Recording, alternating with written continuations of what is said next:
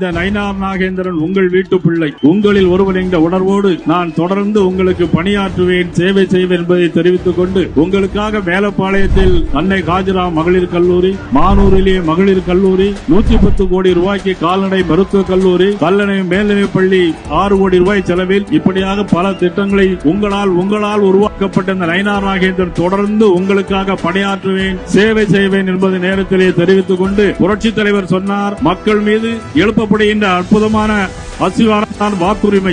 அந்த வாக்குரிமை மீது எழுப்பப்படும் அற்புதமான மாளிகை தான் நல்ல அரசு. அந்த அரசு செய்கின்ற அரசு வல்லவர்களாக இருந்தாலும் மட்டும் போராது, நல்லவர்களாக இருக்க வேண்டும் என்று புரட்சித் தலைவர் எம்ஜிஆர் சொன்னார். ஆனால் இன்றைக்கு அரசு அவ்வளவு பாலியல் வன்கொடுமைகள், படுகொலைகள், போதைப் பொருட்கள், நாடு இன்றைக்கு மிக மோசமான சூழலில் சென்று கொண்டிருக்கிறது. அதை தடுத்து நிற்கின்ற ஒரே தலைவராக இன்றைக்கு நமது கூட்டணியின் தேசிய ஜனநாயக கூட்டணியுடைய தலைவராக அண்ணன் எடப்பாடி அவர்கள் நம்மிடையே வந்திருக்கிறார்கள்.